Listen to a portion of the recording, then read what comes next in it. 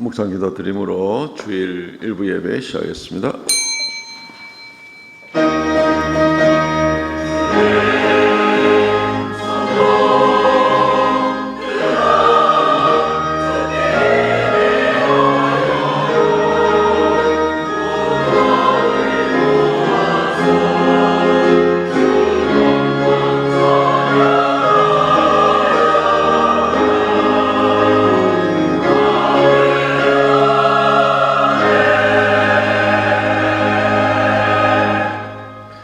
하나님의 교회 곧 그리스도 예수 안에서 거룩하여지고 성도라 부르심을 받은 자들과 또 각처에서 우리의 주 곧 그들과 우리의 주 대신 예수 그리스도의 이름을 부르는 모든 자들에게 하나님 우리 아버지와 주 예수 그리스도로부터 은혜와 평강이 있기를 원하노라. 주 하나님 은혜를 감사합니다. 이루 말할 수 없는 은혜 가운데 우리를 하나님의 자녀 삼아 주시고 지난 한 주간도 보호하여 주시며 진리 가운데 거하다가 오늘 거룩한 공회로 모여서 하나님 앞에 엎드려 예배하게 하심을 감사하옵나이다. 주님 좌정하셔서 우리 예배를 받으시고 홀로 영광 찬송 받으시옵소서. 우리에게 한량없는 은혜의 귀한 시간 되게 하여 주시고 또 이 한 주간이 온전히 주님과 더불어 동행하는 귀하고 복된 한 주간이 되도록 은혜 더하여 주시옵소서. 만유를 지으신 창조주가 우리의 하나님이여 우리 아버지시니 이 한 주간도 오직 믿음 가운데 담대하게 승리하고 나가는 우리가 되게 하여 주시옵소서. 감사 찬송을 주께 돌려왔고 예배의 시종을 주 앞에 의탁하오며 예수님 이름으로 기도하옵나이다. 아멘.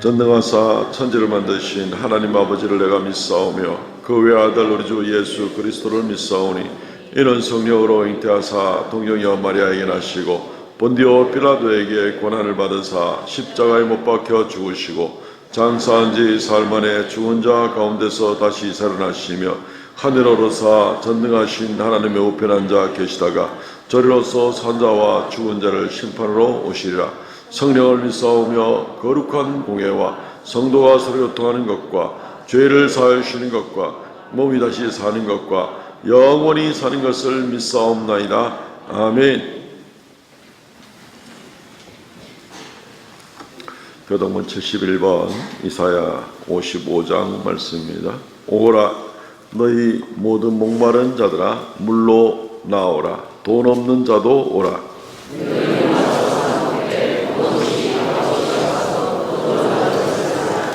너희가 어찌하여 양식이 아닌 것을 위하여 은을 달아주며 내게 듣고 들을지어다. 그리하면 너희가 좋은 것을 먹을 것이며 너희는 귀를 기울이고 내게로 나와 들으라. 내가 너희를 위하여 영원한 언약을 맺으리니 너희는 여호와를 만날 만한 때에 찾으라. 악인은 그의 길을, 불의한 자는 그의 생각을 버리고 여호와께로 돌아오라. 우리 하나님께로 돌아오라. 그가 너그럽게 용서하시리라. 아멘.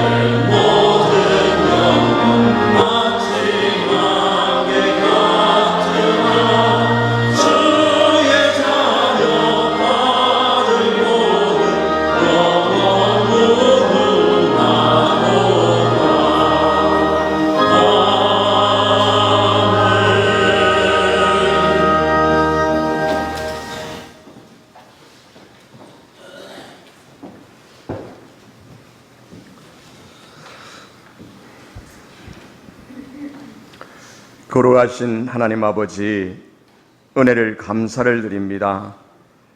오늘 또 거룩한 성일을 맞이하여 하나님 앞에 나와 예배할 수 있도록 우리를 인도하시고 함께 하신 하나님께 감사와 찬송과 영광을 올려드립니다. 하나님 아버지, 먼저 주님 앞에 회개합니다. 엿새 동안 살아오는 동안에 내가 주님을 찾았지만은 주님은 보이지 아니하였고, 주님의 음성을 듣고자 하였지만은 주님의 음성을 듣지 못한 우리들의 아버지 하나님이여, 믿음이 약한 저희들을 불쌍히 여겨 주시옵시고 우리의 죄악을 하나님 용서하여 주시기를 원합니다. 생각으로 지은 죄, 아버지여 입술로 지은 죄, 하나님 심히 많사오니 이 시간 주의 십자가 앞에 내려놓고 회개합니다. 우리의 마음의 문을 보시고 용서하여 주시옵소서.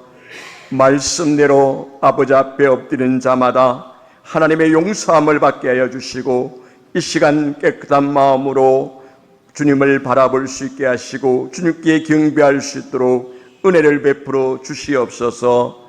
하나님, 저희들은 무지합니다. 부족합니다. 하나님께서 채워주시옵소서. 지혜와 지식으로 하나님께서 우리들을 세우신 뜻을 나타내 주시옵소서. 이제 하나님 아버지여, 오늘도 거룩한 성일날 주님 전에 나와서 수고하는 종들이 있습니다. 각 처소에서 봉사하며 희생하며 헌신하는 그 마음 속에 주님의 마음을 닮아갈 수 있는 믿음을 더하여 주시고 은혜를 더하여 주시기를 원합니다. 하늘의 것을 바라볼 수 있는 아름다운 믿음을 더하여 주셔서 날마다 하나님과 가까이 동행할 수 있는 은혜를 체험하게 도와 주시옵소서. 이 시간 하나님 아버지여 말씀을 따라 주님을 만나기를 원합니다. 귀한 사자 목사님 세우셔서 말씀으로 증거하실 때에 그 말씀 가운데서 성령님 역사하여 주셔서 우리들이 그 말씀을 듣고 아버지 하나님의 그 말씀을 받을 때에 큰 역사가 일어나게 도와주시옵소서. 우리의 마음이 요동치게 하시고 우리의 마음이 새로워지게 도와주시옵소서. 먼저 예수님을 알게 하시고 예수님을 닮아갈 수 있는 마음을 허락해 주시옵소서. 우리들이 봉사하고 아버지 수고하는 모든 일들이 주의 이름으로 잘 감당해야 할 수 있는 아름다운 믿음을 허락해 주시옵소서. 아버지여 찬양대의 찬양을 기뻐 받아 주시옵시고 수고하는 종들을 머리 위에 하나님 축복하여 주시옵소서. 감사와 찬송과 영광을 돌렸고 예수님 이름으로 기도드리옵나이다. 아멘.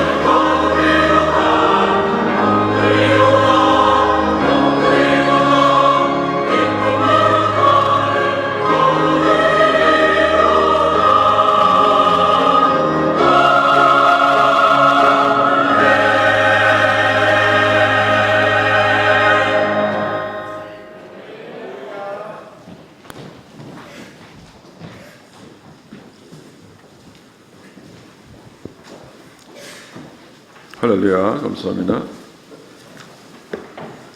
하나님 말씀 마태복음 18장 12절로 18절 말씀까지 봉독하겠습니다. 너희 생각에는 어떠하냐? 만일 어떤 사람이 양 100마리가 있는데 그 중에 하나가 길을 잃었으면 그 99마리를 산에 두고 가서 길 잃은 양을 찾지 않겠느냐? 진실로 너희에게 이르노니 만일 찾으면 길을 잃지 아니한 99마리보다 이것을 더 기뻐하리라. 이와 같이 이 작은 자 중에 하나라도 잃는 것은 하늘에 계신 너희 아버지의 뜻이 아니니라.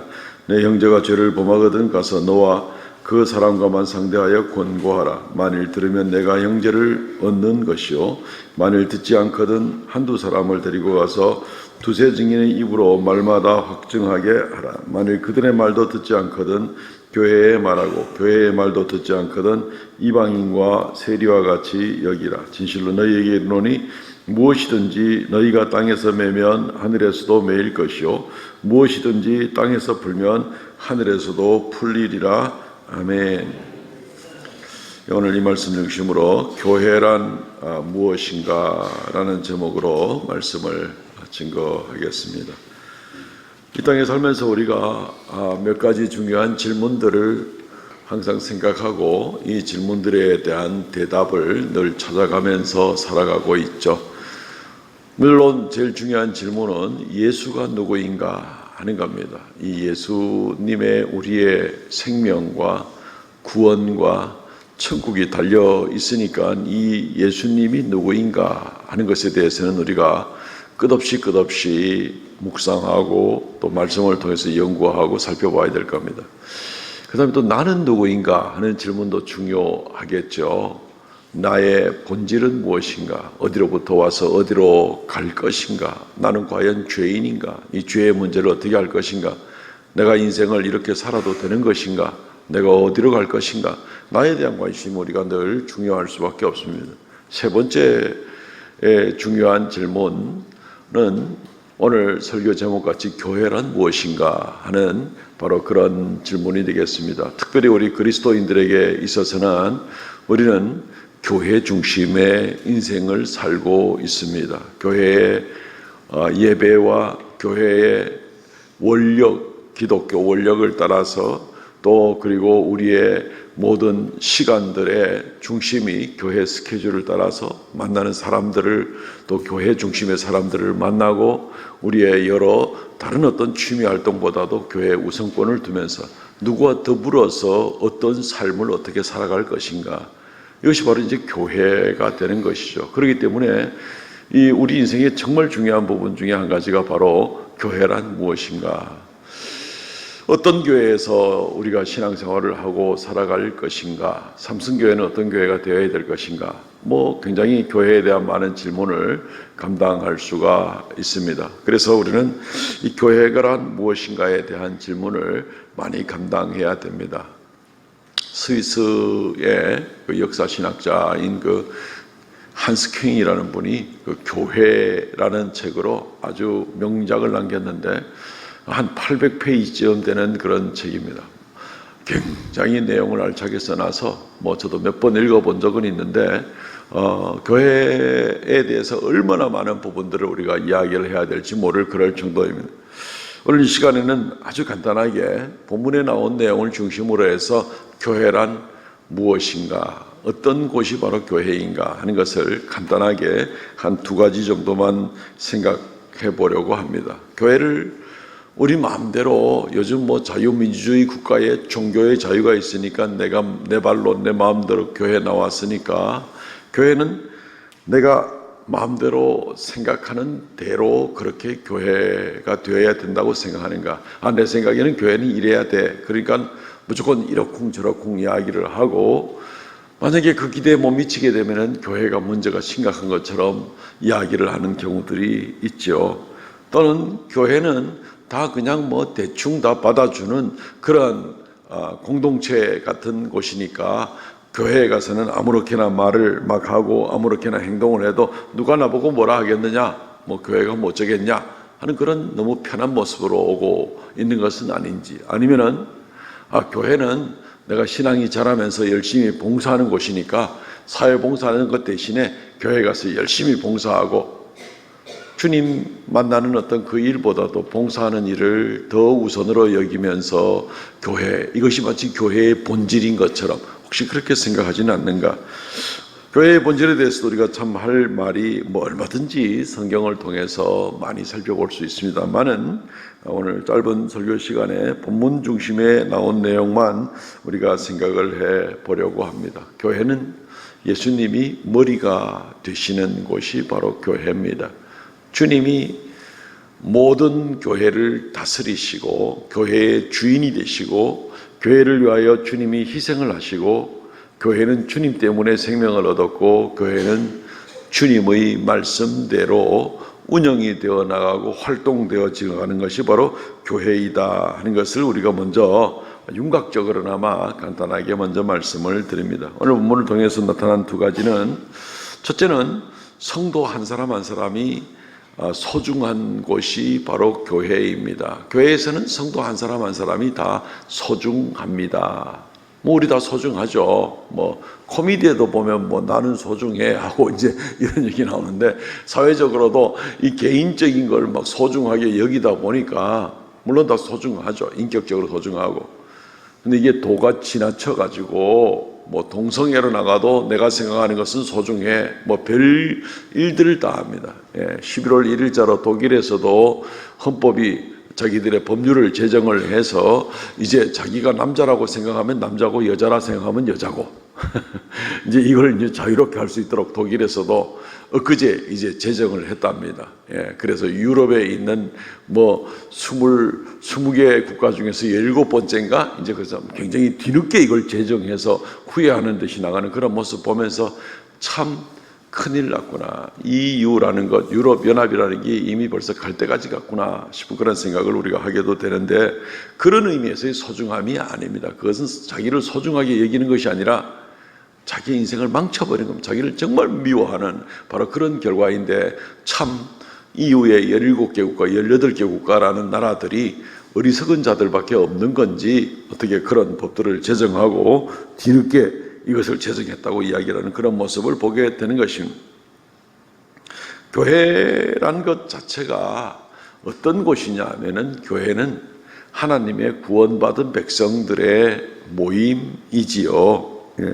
우리가 신약 성경에 나오는 대로 교회라는 말은 하나님이 바깥으로 불러내었다 라는 말입니다. 에클레시아, 우리 교회 1층에도 보면 기아 대책을 우리 교회에서 적극적으로 많이 지원을 하고 이렇게 하다 보니까 1억 이상 후원한 그런 교회가 돼가지고 우리 교회에도 이제 에클레시아라는 호칭을 받아가지고 1층에 이 판을 하나 기념으로 받아와서 붙여 놓았습니다. 에클레시아가 교회라는 이제 그런 뜻입니다.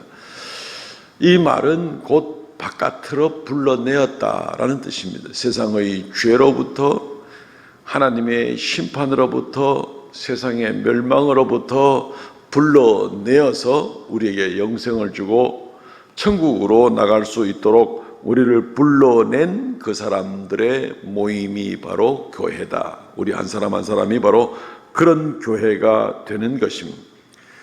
주님께서 우리를 사랑하셔서 이렇게 구원해 내셨으니 우리는 마땅히 그분에게 예배하는 예배 공동체가 된다. 우리 때를 따라서 또 정한 시간에 예배하는 그런 공동체가 되는 것 맞습니다. 또한 교회는 그렇기 때문에 언약 공동체다라는 것입니다.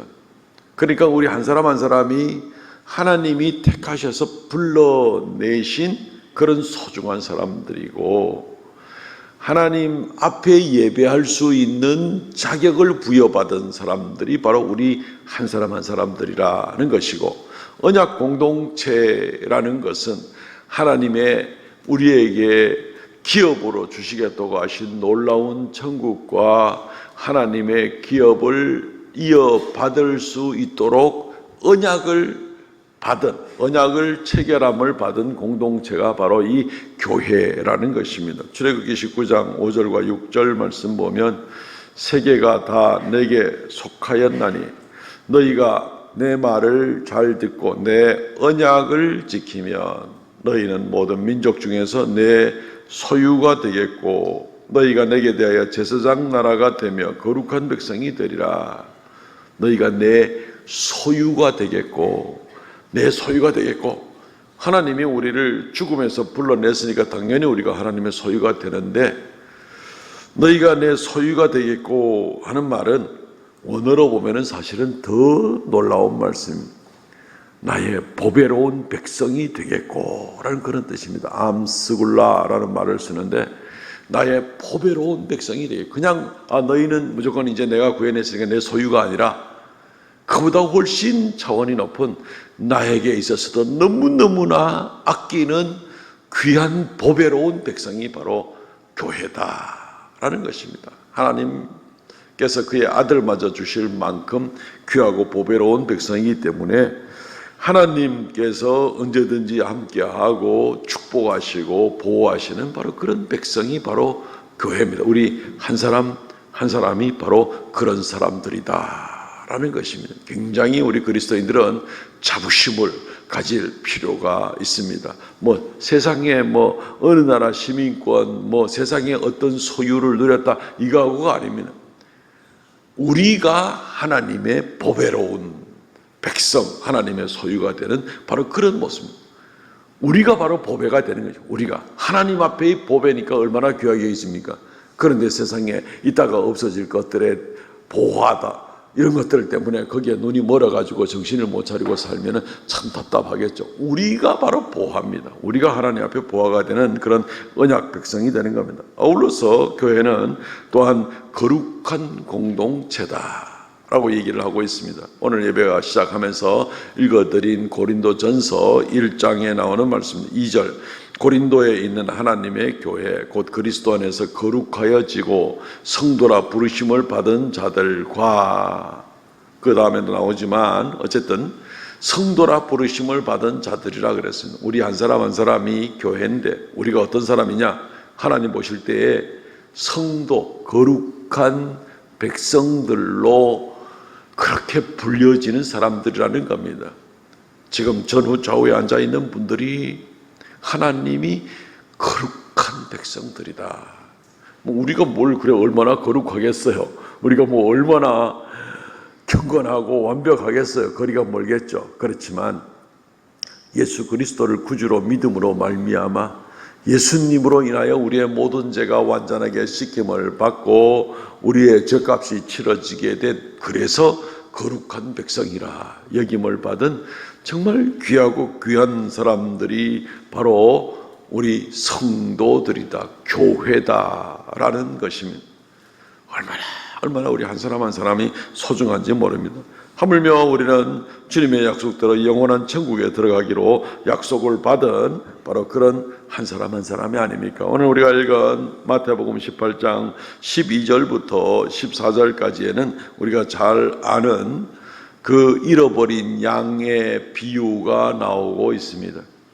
100마리가 양이 있었는데 그 중에 99마리는 안전하게 산 위에 있는 우리에다가 잘 이렇게 풀을 뜯고 나서 우리에 잘 돌아와서 넣게 되었는데 한 마리를 잃어버리게 되었죠. 그래서 길을 찾으며 어디까지 가서라도 그 양 한 마리를 찾도록까지 나가는 이제 그런 모습을 보게 됩니다.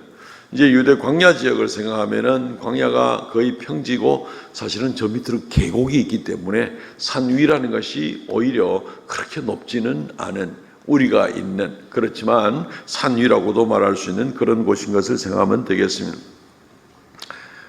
어떻게 생각하면은 그 한 마리 잃어버려도 나머지 99마리가 있으니까 무슨 큰 상관이 있겠느냐.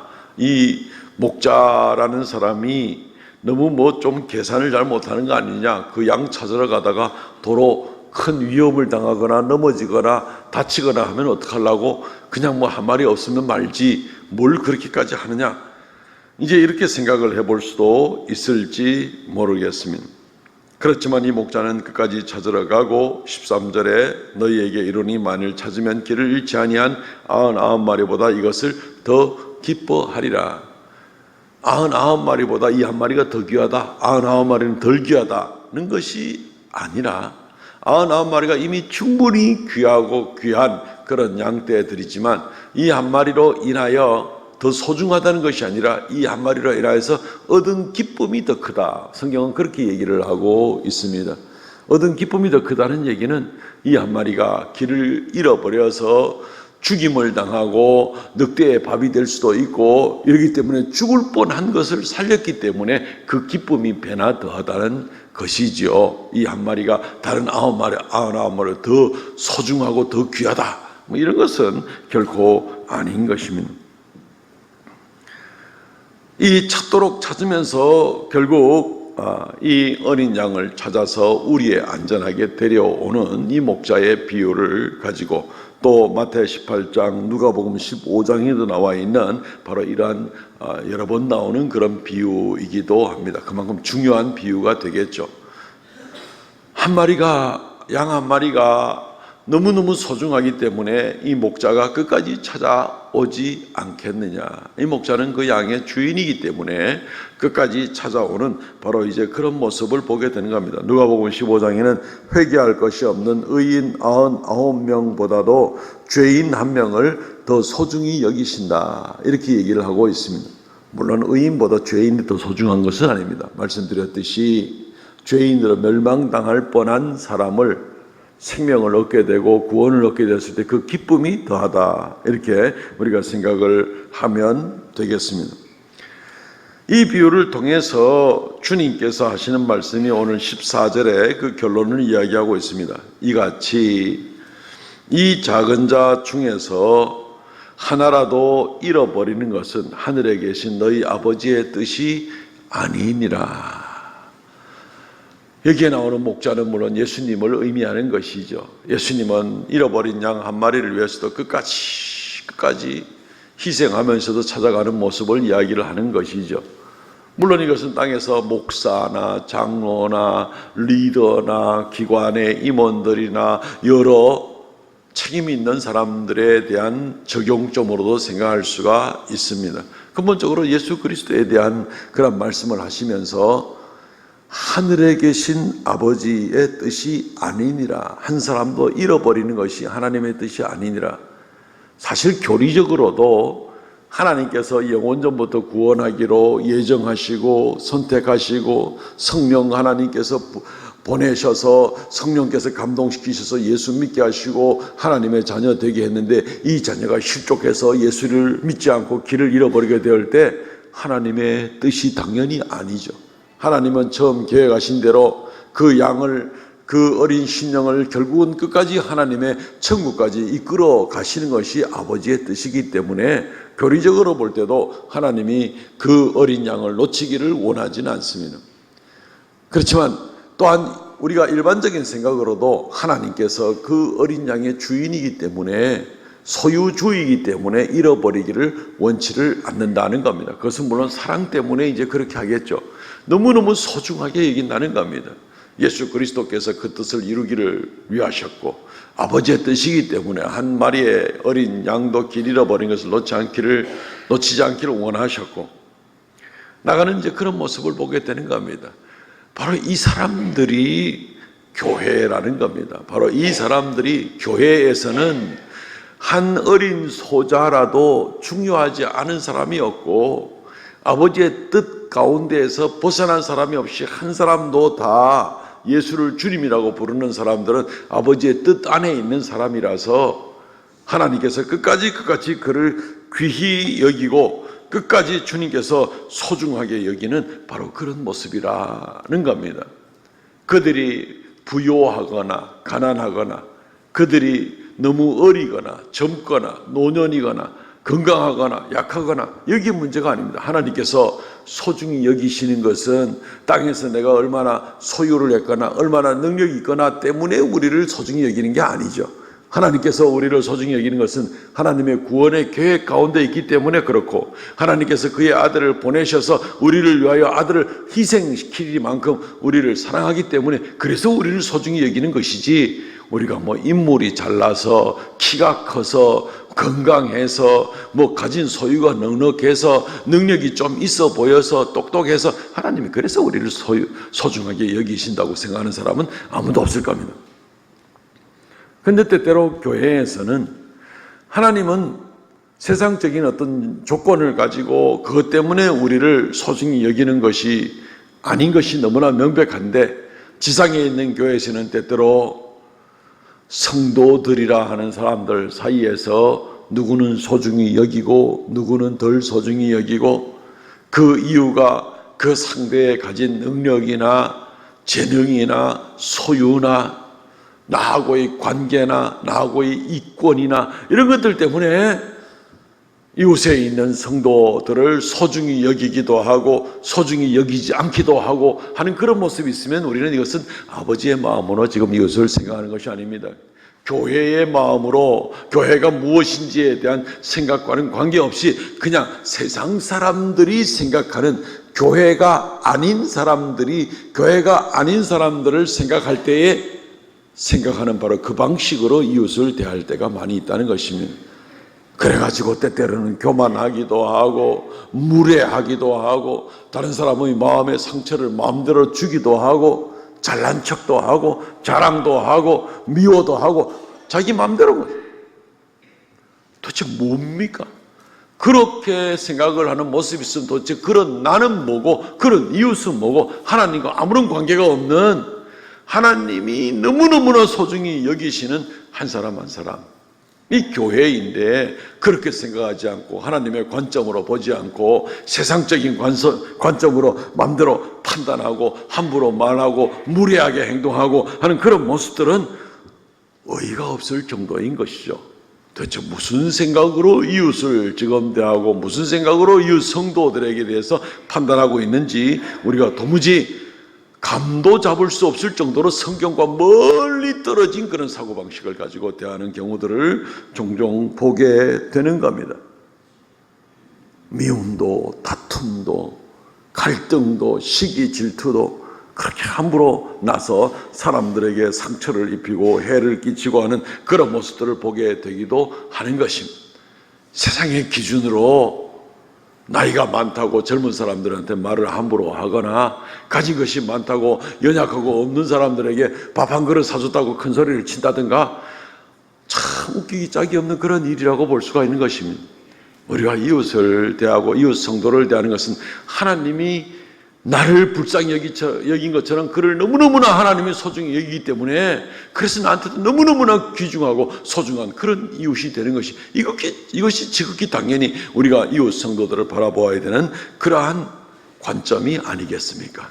사랑하는 성도 여러분, 교회는 주님의 교회입니다. 주님의 피로 값주고 사신 한 사람 한 사람입니다. 하나님이 소중히 여기는 한 사람 한 사람입니다. 그러므로 우리는 오늘 이후로 교회된 우리 이웃을 대할 때 무례하지 말고 교만하지 말고 무시하지도 말고 상처 입히지도 말고 귀하게 대해 주어야 되는 겁니다.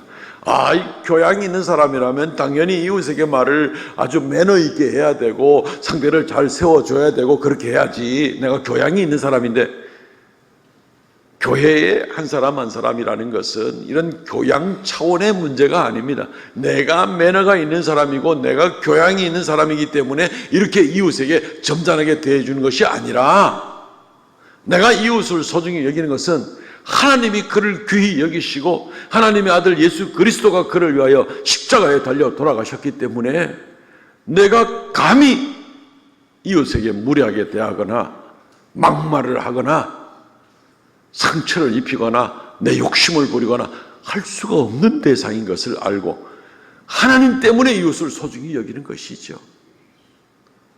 그 근거가 하나님에게 있는 것이지 내 속에 있는 내 교양 때문이 아니라는 얘기입니다. 한 사람 한 사람 이웃 성도들을 정말 귀히 여기면서 존중하고 위로가 되는 말, 따뜻한 말, 사랑하는 말, 세워주는 말, 칭찬하는 말, 그런 말들 외에는, 덕이 되는데 소용되는 말 외에는 한마디도 하지 않으면서 우리가 이웃을 소중히 여기시기를 바랍니다. 두 번째는, 교회는 하나님의 공의를 지켜야 합니다. 오늘 본문 15절부터 18절 말씀에 나오는 내용들은 바로 이 하나님의 공의에 관한 내용입니다. 교회가 좋다 좋다 사랑 사랑 귀하다 귀하다 이래가지고 마음대로 죄를 짓거나 교회를 어지럽히거나 주님의 몸된 교회, 주님의 나라에 해를 끼친 일이 있거나 이럼에도 불구하고 그냥 사랑으로 덮어 넘어가죠, 은혜로 덮어 넘어가죠, 그럴 수는 없다는 것입니다. 교회의 중요한 두 번째 측면이 여러 가지가 있지만 오늘 본문에 나온 내용 순서대로 두 번째 측면은 바로 교회가 순결하고 교회는 거룩한 공회가 되어야 된다는 것을 우리는 생각해 보아야 되는 것입니다. 교회는 공의가 있어야 됩니다. 사랑이 있으면서도 하나님의 말씀의 법도가 지켜지고 하나님 말씀의 질서대로 교회가 운영이 되고 교회가 나갈 향방을 잡으며 그 하나님의 말씀의 질서를 따라서 우리가 함께 순종하여 아버지의 뜻을 교회에서 이루어 드리는 것이 바로 교회가 되는 것이죠. 내 마음대로 생각하고 내 생각에 교회는 그냥 가가지고 봉사 좀 하고 오면 그게 교회인 거야. 교회는 내가 가지고 사람들을 만나고 오면 그게 교회인 거야. 그건 자기가 마음대로 생각하는 그런 교회에 대한 정의가 되겠죠. 그렇지 않습니다. 교회는 주님이 세웠고 주님의 피로 말미암아 세웠고 주님의 말씀으로 인도를 받는 것이 교회고 주님의 것입니다. 예. 그런데 마치 교회가 내 개인 소유나 되는 것처럼 내 마음대로 생각하고 내 생각에는 이래가지고 하나님 말씀에 어긋나면서도 마음대로 교만하고 악을 행하는 그런 모습이 있을 때 그 교회에 대해서 크게 잘못 생각한 겁니다. 교회는 주님의 것입니다. 교회는 주님의 것입니다. 오늘 마태 18장 15절부터 17절 말씀 한번 보겠습니다. 내 형제가 죄를 범하거든 가서 너와 그 사람과만 상대하여 권고하라. 만일 들으면 내가 내 형제를 얻는 것이요 만일 듣지 않거든 한두 사람을 데리고 가서 두세 증인의 입으로 말마다 확증하게 하라. 만일 그의 말도 듣지 않거든 교회의 말하고 교회의 말도 듣지 않거든 이방인과 세리같이 여기라.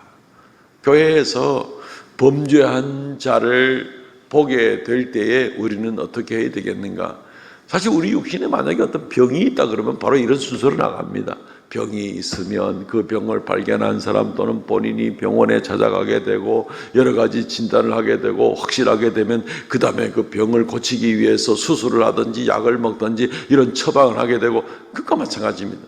영적인 질병이 곧 죄라고 생각을 한다면 어떤 형제가 죄를 범하는데 이 죄가 본인의 영혼에도 피해를 끼칠 뿐 아니라 교회 공동체에도 악한 영향을 미치는 문제가 되게 될 때는 반드시 개인적으로 알게 된 사람이 권면해서 그 죄에서 벗어나라고 경고를 해야 되고 그 말도 듣지 않고 계속해서 영혼을 좀먹고 썩어 들어가는 모습이고 주변의 사람들까지 악하게 만들어가는 모습이 계속되게 될 때는 두세 사람의 증인을 데리고 가가지고도 함께 권면하고 그 말도 듣지 않으면 교회에 얘기하고 교회의 말도 듣지 않으면 이방인과 세리같이 여기라. 끝까지 회개하지 않고 자기가 범죄의 길로 나갈 뿐 아니라 이웃 성도들까지 죄의 길로 유혹해서 나가는 그런 모습일 때에는 또 다른 성도들이 피해를 입고 교회의 질서가 무너지고 하나님의 말씀의 공의가 무너지기 전에 도려내야 된다는 겁니다. 암세포가 뭐 회개할 일이 없잖아요. 그러니까 암세포에 대해서는 도려내는 것이 유일한 방법이겠죠. 그런 것처럼 그 자체가 변화의 회복이 되면 고치면 되는데 그렇지 않을 때는 도려내서 다른 몸의 다른 부분들이 다 건강을 유지할 수 있도록 하는 것이 이게 병이 육신적인 병이 걸렸을 때도 처리하는 방법인 것처럼 영적인 일에 있어서도 바로 그런 방법으로 진행을 해야 된다라고 이야기를 하는 것입니다. 지상교회는 또는 우리 스스로가 다 완전하지 못한 것은 우리가 다 인정을 합니다. 수시로 우리도 유혹을 받을 수도 있고 자칫 잘못하다가 넘어질 수도 있고 범죄할 수가 있는 것이죠. 그렇지만 그럴 때 정말 뼈를 깎는 회개를 통해서 하나님께 돌아오지 아니하고 계속 죄를 짓고 자기를 합리화시키고 포장을 하고 다른 사람들도 자기와 같은 죄로 끌어넣는 그런 모습이 있을 때 교회는 위기를 가지면서 굉장히 두려워해야 되는 것입니다. 신천지가 어지간한 교회들을 파고 들어가 가지고는 한 사람 한 사람 포섭을 해가지고 나중에 교인들 절반 이상을 그렇게 포섭을 했을 때는 교회를 확 뒤집어 가지고 교회의 모든 소유권과 그래서 담임 목사님은 쫓아내버리고 그 다음에 온 교회를 통째로 신천지에 가입을 시키는 그런 방법이죠. 하나하나. 그래서 진작에 처리를 엄격하게 하지 못하면 교회가 그런 큰 문제입니다. 그래서 신천지가 제일 노리는 교회가 50명에서 70명 정도 모이는 교회를 제일 많이 노린다. 왜냐하면 산옮기기 작전에 제일 편리하게 사용할 수 있는 것이 그걸 자기들이 교회를 통째로 하는 걸 가지고 아예 뭐 삽질하는 것이 아니라 산을 옮긴다 그래가지고 자기들 산옮기기 작전이라 그러는데 그 정도 사이즈 교회가 제일 자기들이 요리하기 좋다. 이제 이렇게 자기들이 전략을 세우는 겁니다. 교회는 순결해야 됩니다. 성경에 교회를 마치 순결한 신부로 비유할 때가 참 많습니다. 신부가 하얀 드레스 입는 것처럼 신부는 순결해야 되는 거죠. 신부가 막 지저분하고 그러면은 그 신부를 좋아할 사람이 누가 있겠습니까? 아무도 없을걸요. 신랑도 아니면 그 가족들도 하객들도 아무도 그 신부를 인정하지 않으려 그럴 겁니다. 교회는 주님의 신부가 되는 겁니다. 마태복음 25장에 그래서 혼인잔치 비유가 나오면서 신랑을 맞을 신부 비유를 10명의 처녀에 대한 그러한 신부들에 대한 비유도 나오게 되는 것이죠. 교회는 신부, 그리스도 예수의 신부가 되는, 그리스도 예수와 연합된 것이 바로 교회라는 겁니다. 예수님이 교회의 머리고 교회는 예수님의 몸이라고 생각을 하면 당연히 연합된 것이, 여러 가지 영적인 비유를 통해서 우리가 생각을 해보는 것입니다. 그렇기 때문에 예수 그리스도의 신부된 교회는 순결해야 됩니다. 이 순결이라는 것이 그냥 목욕하고 화장한다고 순결하게 되는 것이 아니잖아요. 우리의 영적으로 하나님의 말씀에 자기를 비추어 보면서 경건하고 거룩하고 주님 앞에 두려우면서 한 걸음 한 걸음 주님 앞에 설 때 부끄러움 없는 자로 나가는, 이것이 바로 교회의 순결이죠. 죄가 그냥 스멀스멀 싹이 트고 악한 죄가 점점 자라나고 있는데도 교회 한쪽 구석에서 교회가 그것을 그냥 방치해 버려두게 되면 그것은 순결한 신부가 아닌 겁니다. 악하고 죄에 가득한 그런 신부가 되는 겁니다. 결국은 신부가 될 자격도 없겠죠. 교회가 교회되지 못한다는 겁니다.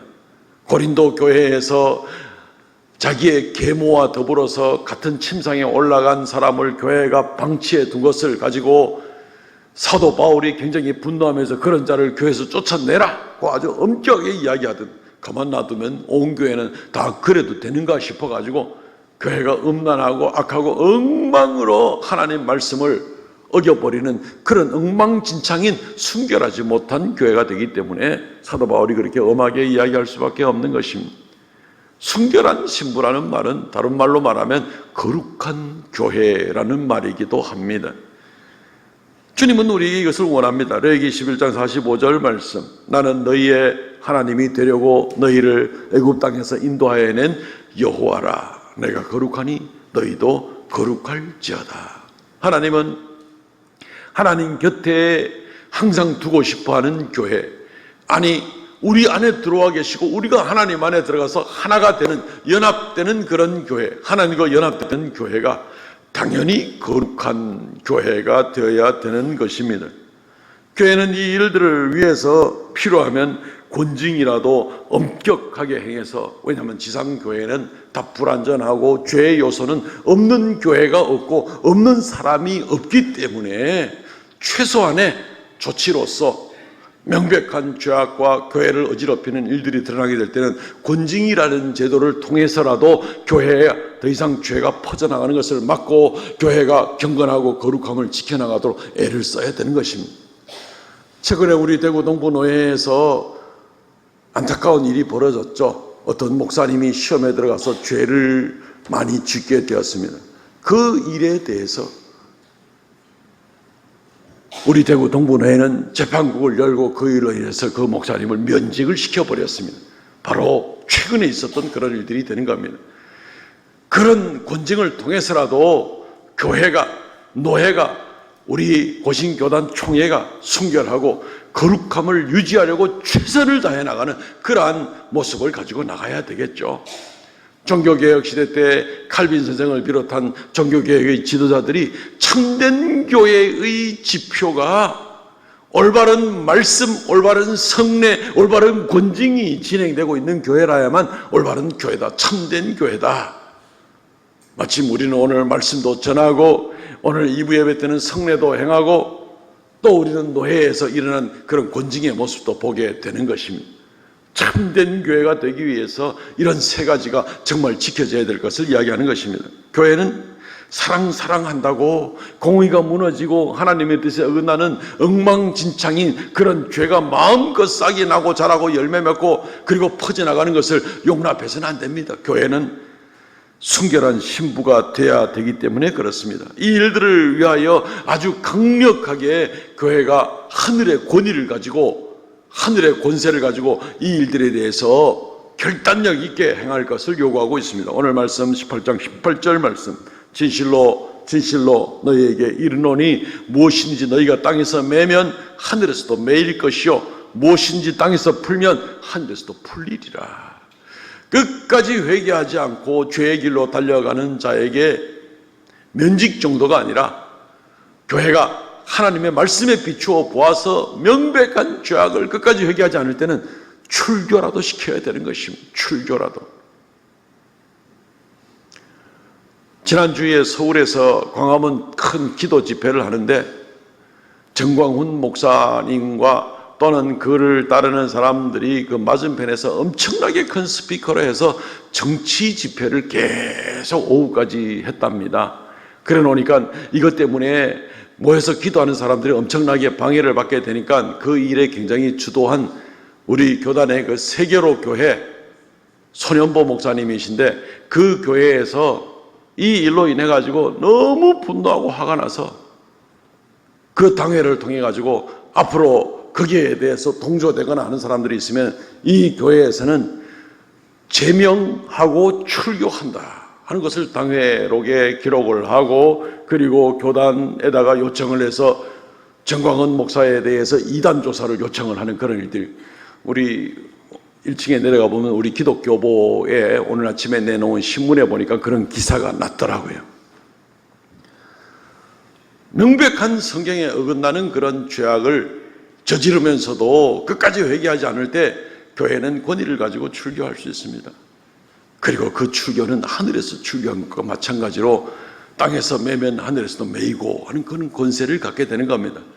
땅에서 뭔가를 잘못 권정을 하면은 별로 의미가 없겠지만, 그러나 성경적인 올바른 기준을 가지고 명백하게 이러한 권위를 행사할 때는 하늘에서 그 권위가 그대로 인정이 돼 나가는 그런 모습을, 이럴 정도로 교회에 권세를 주어서 교회가 거룩한 신부, 순결한 신부의 삶을 잘 감당하다 하나님께 나와야 된다는 것을 말씀이 우리에게 이야기해 주고 있습니다. 교회는 결국 영광으로 부름을 받았고 하나님 나라에서 하나님께 주시는 영원한 영광의 나라에서 영원토록 영광 가운데 살아가야 될 거룩한 백성들이기 때문에 이 일들은 이 땅에서부터 연습되어지고 훈련되어지고 그렇게 하나님께 나가야 되는 그 일들을 우리가 보게 되는 것입니다. 우리는 하나님의 대사들이죠. 하나님의 대사들입니다. 대사라는 것은요, 어느 나라에 우리가 파견을 받든지 파송을 받든지 거기에서 일을 하되 자기 마음대로 일을 할 수 있고 자기 마음대로 무역을 하고 자기 마음대로 말할 수 있는 게 아니잖아요. 그 나라에 파송이 되면은 이 파송한 국가의 명령을 들어서 이 국가를 위해서 일하고 이 국가에서 받은 명령을 전달하고 이 국가의 입장을 세우고 이 국가를 위해서 일하는 것이 바로 대사의 일이죠. 그건 당연히 우리가 다 알고 있는 일 아닙니까? 우리의 소속은 하늘에 있습니다. 아멘. 우리의 소속은 하늘에 있습니다. 그리고 우리는 한 사람 한 사람, 지상에 있는 교회라는 것은 이 땅에 대사로 다 보냄을 받은 사람들이 바로 우리들입니다.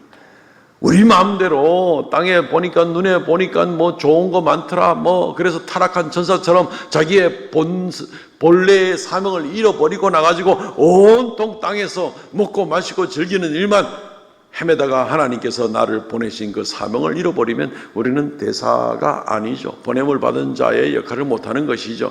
버림을 받을 수가 있겠죠. 주의해야만 하는 것입니다.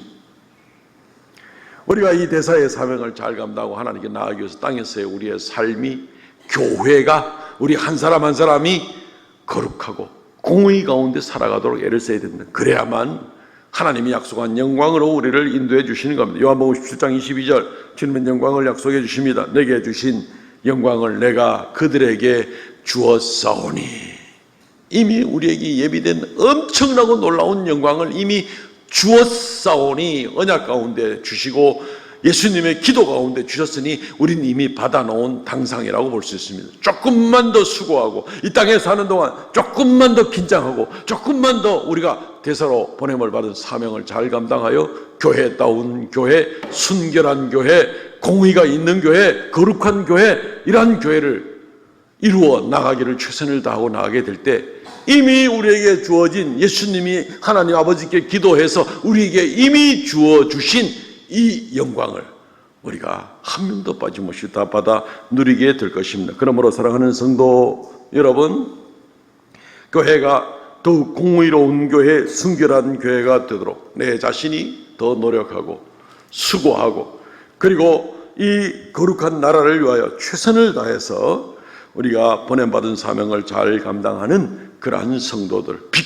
가운데 거하는 성도들의 삶을, 그까지 거룩한 삶을 잘 감당하시는 우리 성도들 되시기를 주의 이름으로 축원드립니다. 아멘. 통성을 같이 한번 기도하겠습니다.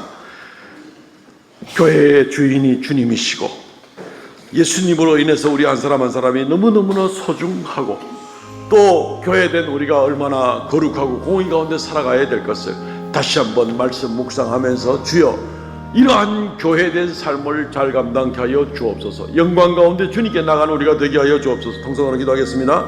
주 하나님 은혜를 감사합니다. 아버지께서 간섭하신 귀한 사랑과 주의 크신 은혜 가운데 주님께서 붙들어 주시고 우리를 새롭게 하여 주시고 교회다운 교회가 되게 하여 주옵소서. 우리가 이웃을 정말 소중히 여기고 존중히 여기고 귀히 여기고 무례하게 행치 아니하며 교만하지 아니하며 자랑하지 아니하며 악을 행하지 아니하며 내 이웃의 형제 자매가 참으로 주님의 귀한 어린 양이요 소중한 모님을 귀히 여기고 나가는 우리가 되게 하여 주시옵소서. 아버지 하나님, 공의로 세운 교회, 거룩한 교회가 되도록 내가 거룩을 추구하며 빛 가운데 삶을 살기를 애를 쓰며 아버지 하나님 앞에 부끄러움없는 삶을 살고 주님 영원한 나라의 영광 가운데 나가는 우리가 되게 하여 주시옵소서. 도와주시옵소서. 주의 성령 충만하게 하여 주시옵소서. 붙들어 주시옵소서. 역사하여 주시옵소서. 그 길을 더하여 주시옵소서.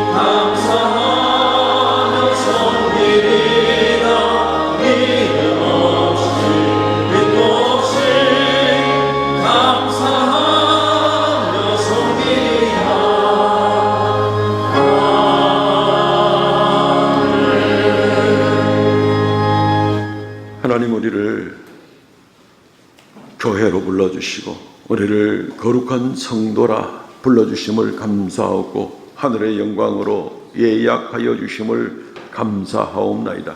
땅에 사는 동안 주님의 피 흘려 사신 주님의 소유로서 하나님의 소중한 보배로서 거룩하고 아름다운 교회로 살아가는 우리가 되게 하여 주옵소서. 이 시간 아버지 앞에 귀한 예물 올려드립니다. 주의 말씀대로 11조의 예물, 감사의 예물, 정한 예물 올려오니 하나님께서 연락하여 주시고 생명의 역사, 주의 영광의 역사도 나타나게 하여 주옵시며 드린 손길마다 그 믿음을 보시고 땅에 사는 동안 굳건하게 붙들어 주시기를 간절히 바라옵고 원하옵나이다. 이 시간 머리 숙여 예배하는 하나님의 거룩한 성도들, 이 한 주간도 눈동자같이 보호하여 주시고 주님의 보배된 백성들이오니 지켜주시고 순간순간 함께하여 주시고 가정마다 주님께서 주시는 위로부터 내리는 평강이 넘치게 하여 주시옵소서. 우리의 자녀들이 믿음 가운데 서며 하나님 나라를 더 확장시켜 나가는 귀하고 거룩한 다음 세대들이 되도록 은혜 더하여 주시옵소서.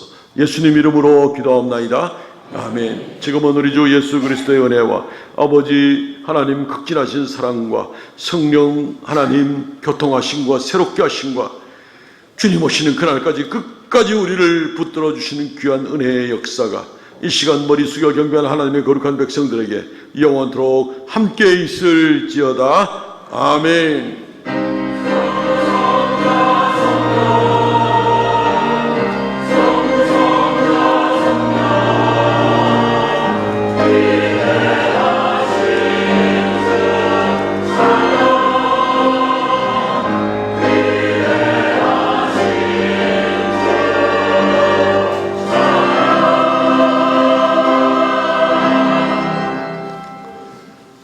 아멘. 예배는 마쳤습니다. 우리 전후 좌우로 인사 나누시기를 바랍니다. 사랑합니다. 축복합니다.